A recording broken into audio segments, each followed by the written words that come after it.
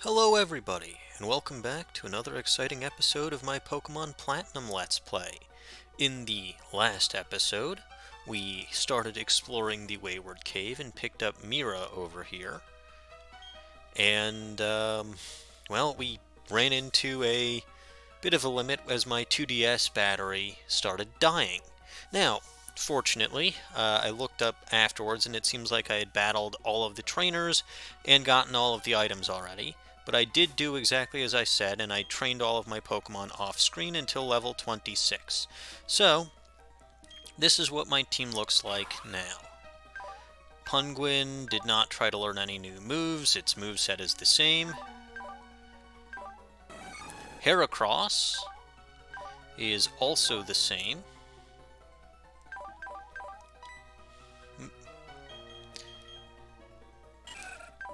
Masquerose did not learn any new moves. Like I said, Giga Drain we learned on screen, and it did not try to learn any new moves at level 26.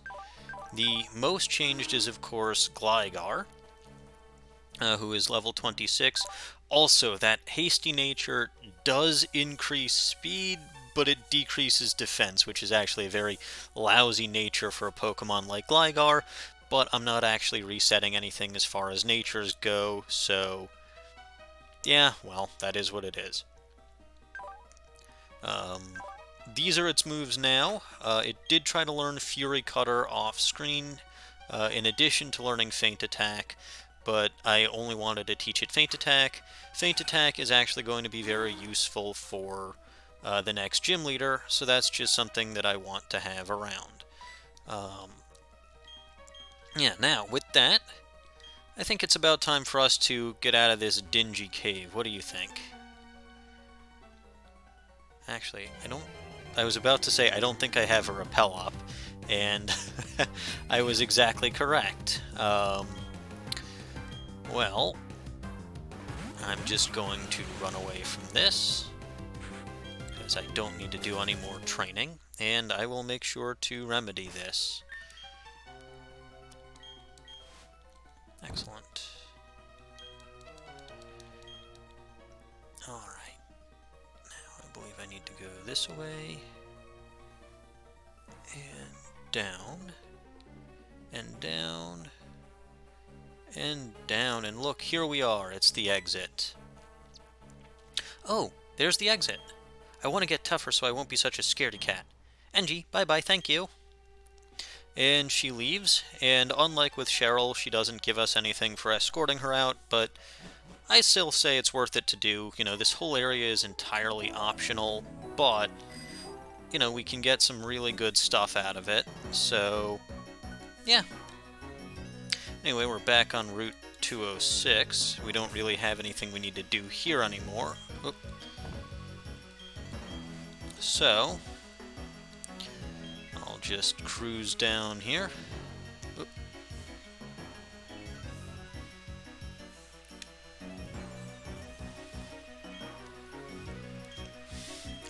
And Dr. Doof uses Cut. Oh, hey. Yeah, I did plant a couple of berries here, and yeah, because I was in the Wayward Cave, I didn't actually water them. Yeah, Lepa berries are going to be extraordinarily helpful going forward. Anyway, with that out of the way, we're back here on Route 207. And we can actually start exploring and beating up some trainers that we hadn't gotten a chance to before, because that slope was in our way. Actually, well, I was actually going to say let's put Gligar out in the front, but I forgot. I wear shorts the whole year. I've got energy to burn. Yes, yes, youngsters and their short swearing. That's been a staple of the series since Generation 1. And here's youngster Austin. I guess since he starts out with a Buizel, it's a pretty good thing I didn't start out with Gligar. Punguin is not the best choice here, but we'll go for it.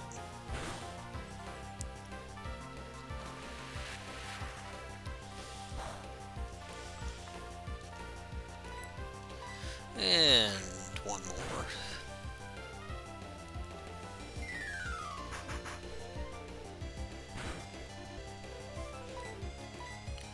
Yeah, I mean, Weasel, it's very offensive, but it's not so good defensively. Um, Luxio. Well, this looks like a perfect opportunity to debut my Gligar. Here we go. And yeah, you see we switched in at a perfect time there. And we'll wallop this thing with Earthquake. Now, of course, Earthquake is going to be Gligar's main offensive move.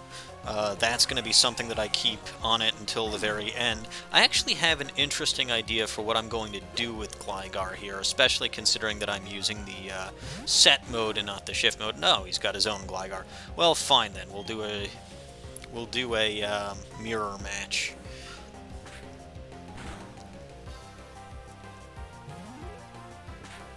Quick Attack will go faster, but Feint Attack should do more.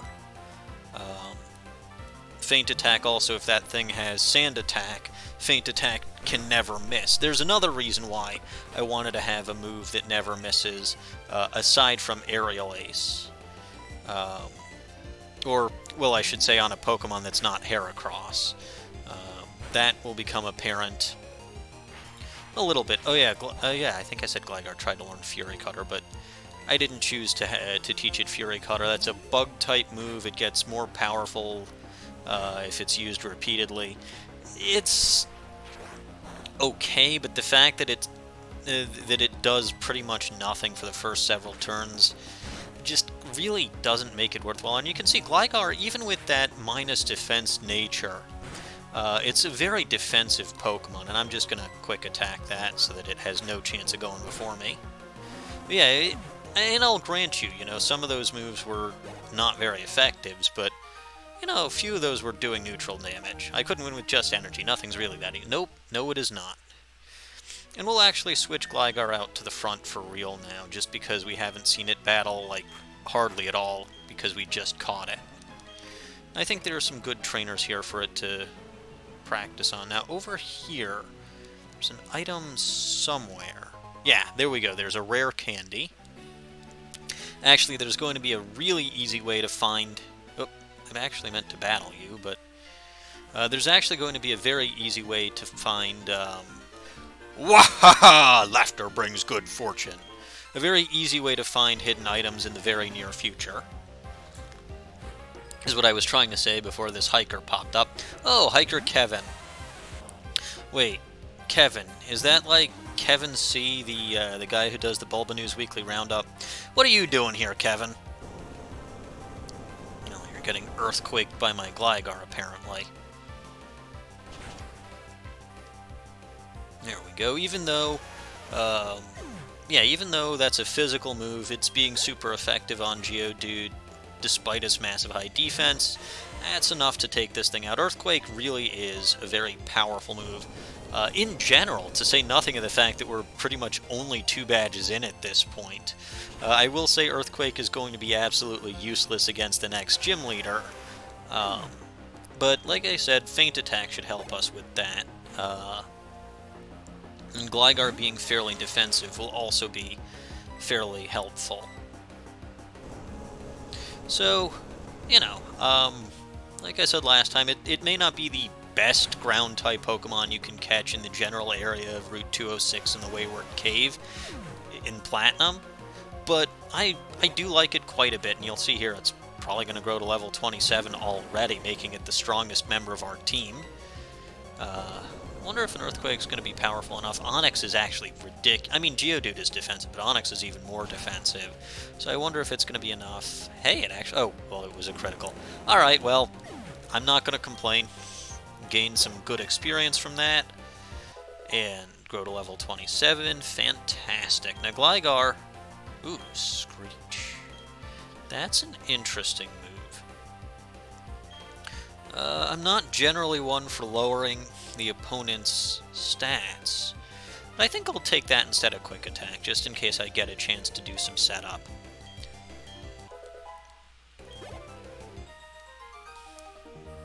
Wahaha! There's nothing that I can't do but laugh. Or something like that. Wahaha, go ahead and laugh at me, the loser. Sure. That's fine. There's a revive over there, not even a hidden item. You know what? I saw... What's it called? I saw a battle girl, so we'll fight her with my own fighting type. I keep hitting B one time too many. Yeah, there's a battle girl over here. Okay, let's be quick about this. Well, considering I'm using Heracross, I feel like this will be pretty quick. Machop, huh? Alright, Heracross, just take that thing apart. Aerial Ace. Actually, I do wonder if a super effective Aerial Ace is going to do more. Yeah, it will do more, because Brick Break only has 75 power. There's Metatite. Metatite being part Psychic might be... Detect. I hate Detect. Alright. Yeah, good. Didn't try Detect spamming. That's always fun when your opponent Detect spams. And there we go. Like I said, that was quick. It would have been even quicker if you hadn't used Detect. Oh yeah, let's do that again. Oops, I'm out of Pokemon. Yes, you are. Yep, good going. I like the way you battle. I like the way I battle, too. Actually, I'm going to switch Gligar, because I saw we had a double battle over there. So I'm going to switch Masquerose. And I think there's a hidden item somewhere over here as well. You know what? I'm going to get off the bike. Maybe I'm wrong. Oh, never mind. I was going to say maybe I'm wrong, but no. There's a revive right over there. Actually, with that hiker being there, let's just switch places over here.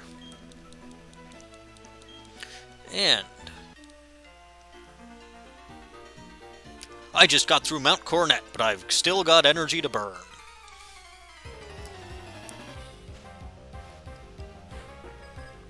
And he's got 2 Pokemon. First of which is, of course, a Geodude. And if those Geodude from the other hiker weren't standing up to my Gligar's physical attack, there's no way they're going to stand up to a quad-weak special attack. Yeah. Now, if we were battling Rourke now, we wouldn't have any trouble whatsoever, but I suppose that's part of what makes him so challenging. You shall not nose pass. Well, guess what? I think Giga Drain should be enough to defeat you. Yes, it is. Down that goes. And we've defeated Hiker Justin. Whoops, taken down easily, yes. Very easily because of Rock's exploitable weaknesses. We need to rest up in Orberg City before heading to Mount Coronet again. Well, Orberg City is not all that far away. Over here we get a super potion, which is very nice. And here's that double battle that I was talking about. You could challenge these guys one at a time, but as per usual, I just love running headlong into stuff. Go for it, my Pokemon. I'll do my best, too. Go do it, my Pokemon. I'll work hard, too. Well, that's kind of a broken mirror. They both say very similar things. And it's Camper Anthony and Picnicker Lauren, with a Chimchar and a Pachirisu. So that Chimchar is slightly threatening for both of my Pokemon, but it's very weak defensively, so I feel like a Brick Break out of Heracross is gonna... Okay, that was really stupid. Why did you go after the special attacker with your physical attack reducing move? You should have done that to Heracross, but oh well. Yeah, a Brick Break from Heracross was enough to take out Chimchar. And a Giga Drain from here. I mean, Pachirisu's fairly specially defensive. Yeah, okay, I figured that would survive. One more Giga Drain, or just Brick Break it. And there goes Spark. Again, not sure why you're attacking Masquerose, because Heracross, well... Okay, I guess that paralysis. And you got... I was not aware Spark made physical contact. Huh. Okay, well... That made my life slightly easier. Pachirisu goes down, gain some experience from that, and we've defeated Camper Anthony and Picnicker Lauren. Oh, we lost. Oh, we lost. Yes, you did, little kiddies. And you're going to visit the TV station in Jubilife, or the Global Terminal. I did dig for fossils already, and I already brought them back. Anyway, I'm actually going to go back to Wayward City for a moment, just to heal up real quick, and I'm sorry about that, something froze over there.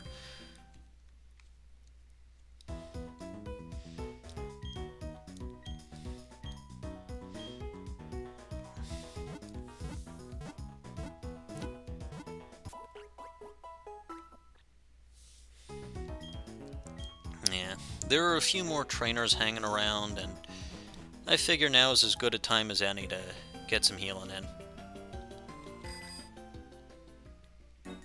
But with that, we're going to just pop right back to Route 207 and carry on. Oop. And if we go over here, on our way into Mount Coronet, we get stopped. Hi, Angie. How's your Pokedex coming along? Me? I'm somewhere between fantastic and, hopeless. But this isn't about me. I've got something nice for you. Well, I'm left-handed, so... I see. You want the VS Seeker. I'm impressed, Angie. You know what's important. And we get the VS Seeker, which is a phenomenal item. But... she's not done yet, because... she also gives us the Dowsing Machine app for our Pokach. And that's exactly what I said that was going to be very useful as to finding hidden items. Pardon you. You see, if you click on it, it shows you that there's a hidden Great Ball right there. Now, there are some areas where it doesn't work perfectly, but, yeah. This is a very useful app. It's definitely one of my favorites, and I feel like it's a decent compromise between actually having you do work to find something, unlike, you know, the Dowsing Machine in the next generation of games where it's ridiculously easy, and the item finder being pretty much useless, which it kind of was in the past several generations. But that's my personal opinion. Anyway, with that out of the way, let's head back into Mount Coronet. Let me set up a repel.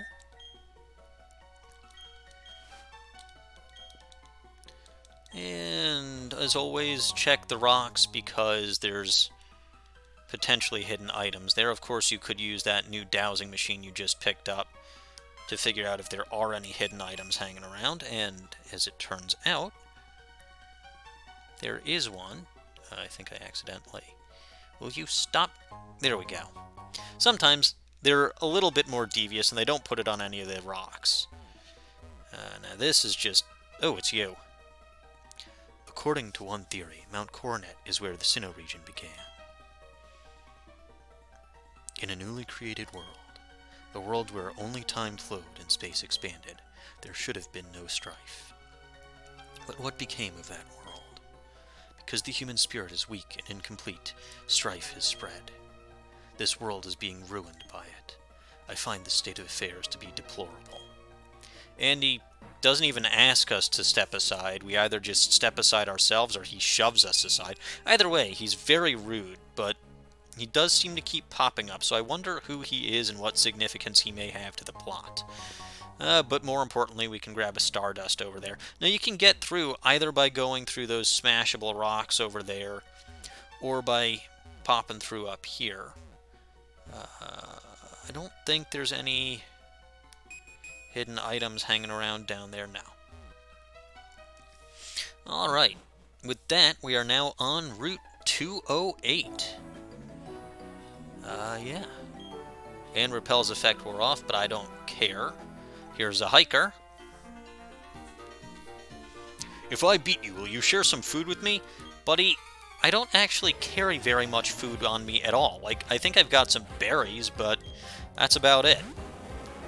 And he's got an Onyx, which should be no match for our Roselia over here. Giga Drain will take care of you really quick.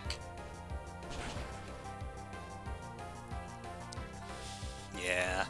Down you go, Onyx. Gain a ton of experience from that and grow to level 27. Fantastic. We were starved for food, now we're starved for a win. Yeah, well, I don't eat, so sigh. I feel even hungrier. Maybe I'll chow down some berries. But that's kind of gross. What am I, a Pokemon? See, the only type of food that I even had, and he's not going to eat it because he thinks that those are only for Pokemon. Which, to be fair, from what I understand, may actually be correct. Alright, got a black belt. Hey! Got a black belt over here who's running around in circles.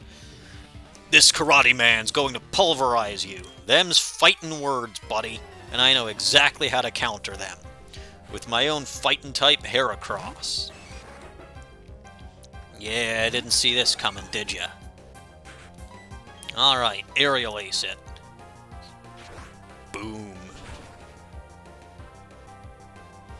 One hit, no problem. That's just kind of how things go for Heracross. We got pulverized. Yeah, you did, buddy. Yeah, you did. It's obvious I need to train myself and my Pokemon harder. Hey, if you've got a VS Seeker, you'd better put it to good use. Yeah, I kind of glossed over the VS Seeker because of the dowsing machine, but the VS Seeker is another really good way for grinding out experience and leveling up in this game. I believe you need 100 steps, maybe 200 steps to charge it, but once you've got it charged, you can see here it's a key item. Battery charges while you walk. You can use that if you've got a bunch of trainers that you've battled on screen. You can use that to challenge them again to future battles, and some of them actually do get stronger the more you rematch them. So, you know, that's a decent way of training. That's a decent way of getting more experience, or potentially leveling up a lower level recently caught Pokemon. Gah! You're just a little kid. How are you supposed to beat a big man like me? Age and physical size has nothing to do with which Pokemon we have. And oh, you also shall not nose pass. This is what I have to say to you and your nose pass. We'll blow bubbles up the nose and make you sneeze. Take that. It's super effective. There we go. And we defeated Hiker Robert. Oh my, a big man like me got schooled by a little kid like you. Yeah, like I said, physical size has nothing to do with Pokemon. Wow, you're sure impressive. I guess it makes no difference if you're young or old in battles. Exactly, just has to do with how well you're raising your Pokemon. Anyway, if you've got Rock Smash, you can come back here. And you can grab this lovely item, which is an Ether. Always useful, can't buy those in shops. And down here, we've got some grass. This would be where I could catch actual Roselia, so, you know, I managed to get a Roselia before this point, and I also think Badoo, I mean, you saw Badoo came in very handy during our first 2 gym battles, so, you know, I definitely don't regret having Badoo, even though I could have caught a Roselia here and not bothered with the Happiness evolution. Over here is a tiny mushroom. That guy back there is looking kind of suspicious. I'll talk to you. What do you got to say? Don't say a word. Just take it. And he gives us the odd keystone. Well, that's a weird-sounding item from a weird guy lurking in the back of this route. But I'm sure it's nothing harmful. Who are you and what do you have to say? You and I. Let us create a scene. A fantastic tableau of battle. I think that's how you pronounce that. What do I care? We have here Artist William with a Mime Jr. And we'll take that out with the almighty Punguin over here. I think his other Pokemon then is going to be a Bonsly. They're kind of counterparts to each other. Oh wow, that actually survived. I guess Mr. Mime and Mime Jr. are both fairly specially defensive. Let's be creative and take you out with a Pound. It's probably going to be the first move I get rid of if something better comes along, though. And wouldn't you know it, yes, I was right that his other Pokemon is a Bonsly. So we'll Bubble Beam that.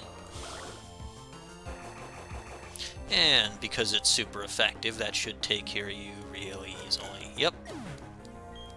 Here we go. We defeated Artist William. Magnificent. I am aglow with inspiration. That battle will surely become a stupendous masterpiece painting. I shall title it, My Pokemon is Fight. Okay, that is a grammatically incorrect title, but whatever you say, bub. Ah, we've got some berries over here. Nanab berries, which are new. And then, of course, we've got raspberries. This game just loves giving me the raspberry. We've got some Bluckberries over here. And we've got another new berry here, the Pineapple Berry. So I'll start planting those, and I'll plant all my other berries and pick the berries when I'm off screen. Over here, though, it's a book titled Much Ado About Mulch, a Berry Grower's Guide. And we can learn about the various kinds of mulch. Growth mulch promotes faster growth, but the soil dries out faster. What's actually going to be useful is the damp mulch, which slows the drying of soil, but it does mean that the berries take longer to grow. However, if you're someone like me, where you can't always water your berries and you keep on only getting 2 berries at a time, that's actually a fairly useful item to have. The stable mulch extends the time that berries remain on their plant. So after a berry plant is full grown, after a certain amount of time, it will die, and the berries will go back to being seeds, which is potentially useful. The gooey mulch increases the growth cycle of berries, which means that the number of times new plants grow from where mature plants had been increases. So there's only a certain amount of times, and I actually suspect this is what happened with those berries on Route 207. I never got I saw them when I was first in Wayward City, but I couldn't get them until the previous episode, and there was a lot of time that elapsed between then because I was looking for Heracross because of all the other delays that I had. So, a berry will only sprout again or spawn again a certain number of times, and they probably just disappeared. Anyway, this girl over here, are you the forgetful type who forgets where berries are planted? Sometimes, yes. And she gives us the Berry Searcher Poketch app. And it indicates the location of ripe berries. So you can actually see I've got a bunch of berries that I can look at right now, and it shows you where you are with that little blinking square. So there are a bunch of berries that I can go pick right now. Like I said, I will take care of that all off screen. Now, if you wanted to actually buy mulch, this is the lady to buy it from, and it's 200 per... it's 200 per mulch. I made it by mixing high-grade soil with Pokemon, it will promote... So, unfortunately, you kind of have to buy these one at a time. You can't buy them in bulk, and they're only good for one patch of dirt. So, I'll be buying more of that off-screen, but in the meantime, everyone seems to call me the Berry Master. I hand out berries daily because I want people to learn how wonderful they are. You're deserving of one, and he gives us an Oran Berry. Not the berry I was hoping you'd give me, but he gives you berries every day. Berries are gifts of nature. I encourage you to feed berries to Pokemon. That will make Pokemon happy. Seeing that, people will be motivated to plant more berries, and that will make Sinnoh a greener and more natural place. So yeah, that's another place where you can get a free berry every day. Alright, now I think we skipped a trainer out here, and from her outward sprite, it looks like she's an aroma lady. So I will switch Heracross out to the front, and what do you have to say, lady? Oh, you want to have a battle? Yes, that's why I came over here. I was meaning to enter a contest, but beating you won't take long. Yeah, right, I bet you won't even knock out a single one of my Pokemon. And that's Aroma Lady Hannah, and watch this. You saw that there were a bunch of rose petals that popped out just now when that Roselia was coming out?